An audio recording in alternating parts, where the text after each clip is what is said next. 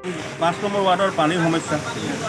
আমাৰ এজাক বৰষুণ দিলে আমাৰ 5 নম্বৰ ৱাৰ্ডত পানী সোমায়, ভৰ্তি হৈ যায়, ঘৰে ঘৰে পানী সোমায়, মানুহৰ অসুবিধা হয়, স্কুল যাবলৈ, স্কুল আহিবলৈ অসুবিধা হয়, ল'ৰা ছোৱালীকেইটা স্কুলত পঢ়ি থাকে তেওঁলোকে।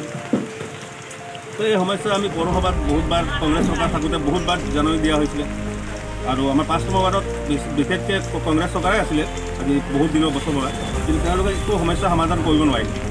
যিহেতু এবাৰ আমি বিজেপি চৰকাৰক ভোটটো দিলোঁ আৰু আশা কৰিছোঁ তেওঁ যাতে আমাৰ 5 নম্বৰ ৱাৰ্ডৰ সমস্যা পানীৰ সমস্যাটো ঠিক কৰে যাতে। তো আমি এইটো কাৰণে চেয়াৰমেনক কোৱা হৈছে, সেইদিনা আমাৰ ইঞ্জিনিয়াৰ আহি চাই গৈছে যে নাই এইটো হ'ব বুলি। এইটো হ'ব কেতিয়া হ'ব আৰু আমি সেই বস্তুটো বুজা নাই। হ'ব বুলি কৈ আছোঁ, হ'ব বুলি কৈ আছে, লেকিন কেতিয়া হ'ব? আজিতো কিমান বছৰ পৰা আমি চায়ে আছোঁ হ'ব হ'ব, আমি সৰুৰ পৰা এতিয়া ডাঙৰে হৈ গ'ল, লেকিন আজিলৈকে এইটো হোৱা নাই। আমি পানীৰ সমস্যালৈ ভুগি আছোঁ। আৰু যিহেতু আজি চাই আছোঁ অকল আমাৰ 5 নম্বৰ ৱাৰ্ড বুলি নহয়, আজি 3 নম্বৰ ৱাৰ্ড, 9 নম্বৰ ৱাৰ্ড সেইকেইটা চাইছোঁ পানী মানে পানীৰ সমস্যাটো সোণাৰীৰ পৰা মানে শেষে হোৱা নাই, যে কেতিয়া শেষ হ'ব এইটো। আমি সেইকাৰণে পৌৰসভাক যাতে আমি অনুৰোধ কৰিছোঁ যাতে আমাৰ 5 নম্বৰ ৱাৰ্ডত অলপ চকু দিয়ে, আহি পেলাই যেনেকুৱা যিটো আমাৰ এই ড্ৰাইভাৰ যিটো গৈছে মাটি এজাক বৰষুণ দিলে গোটেই পানীতে ভৰি দিয়ে আৰু বৰষুণ শেষ হোৱাৰ পিছত পানী জমা হৈ যায় তলত এই ৰাস্তাত। আৰু মেইন কথা সেইটো নলাৰ সুবিধা নাই, পানীখিনি যাব পৰা সুবিধা একো। এইটো দীৰ্ঘদিনীয়া সমস্যা। দীৰ্ঘদিনীয়া সমস্যা। এতিয়া বৰষুণ দিলে যদি এইটো 3-4 দিন পানী ৰাস্তাৰ পৰা পানী জমা হৈ যায়, পানী জমা দিলে ৰাস্তাৰ দুই কাষত থকা ঘৰবিলাকৰ ভিতৰত পানী হয়। বিশেষকৈ নলাৰ অসুবিধাৰ কাৰণে এইটো সমস্যা।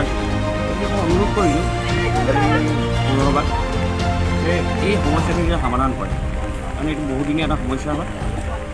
আৰু বিশেষকৈ এইটো আজিৰ সমস্যা নহয়, এইটো কংগ্ৰেছৰ যেতিয়া বৰ্ড আছিলে তেতিয়াৰ পৰা এইটো সমস্যা হৈ আছে। তেওঁলোকেও মানে কাণসাৰ নিদিলে আৰু এতিয়াও তেওঁলোকেও কেইবাবাৰো অনুৰোধ জনোৱা হৈছিলে। আমাৰ চেয়াৰমেনো আহি চাই গৈছিলে বস্তুটো, ইঞ্জিনিয়াৰসকলেও চাই গ'ল, সমস্যাটো সমাধান হোৱা নাই। অহাত বৰ অসুবিধা হয়, কেতিয়া পৰি যায়, ইউনিফৰ্মবোৰ টিকি যায়, আকৌ ঘূৰি যাব লগা হয় ঘৰত। কালি 3 নম্বৰত মই কিবা কামত গৈছিলোঁ, সেইফালেও দেখিছোঁ যে ৰাস্তাৰ বোকাৰে ভৰি গৈছে, পানীৰো জমা হৈ আছে। তেনেকুৱাবিলাক প্ৰায় 9 নম্বৰো তেনেকুৱা একেই।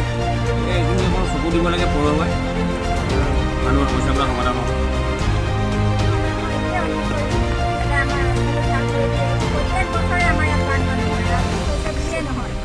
বানপানী হয় তেতিয়াই আমাৰ এনেকুৱা অসুবিধা হয়, ল'ৰা ছোৱালী স্কুল যাব নোৱাৰে, আমাৰ ঘৰত পানী সোমাই যায়। যদি ৱাৰ্ড মেম্বাৰক কওঁ তেওঁ কি কৰিব, তেওঁতো চায়ে থাকে, কিন্তু মিউনিচিপালিটিৰ পৰা আমাৰ এইখিনি সহায় কৰি দিব লাগে, ৰাস্তাটো বনাই দিব লাগে, নলা নৰ্দমাটো ক্লিয়াৰ কৰি দিব লাগে, আমাৰ এইটোৱে অনুৰোধ থাকে। প্ৰতি বছৰে হয়? প্ৰতি বছৰে হয়। অলপ বৰষুণ দিলে মানে পানীৰ ঘৰতে পানী ঘৰত সোমাই যায়, ঘৰত সোমাই যায়, ঘৰৰ ভিতৰত সোমাই যায় পানী। 3টা 5 নম্বৰ 3 নম্বৰ আৰু 9 নম্বৰ।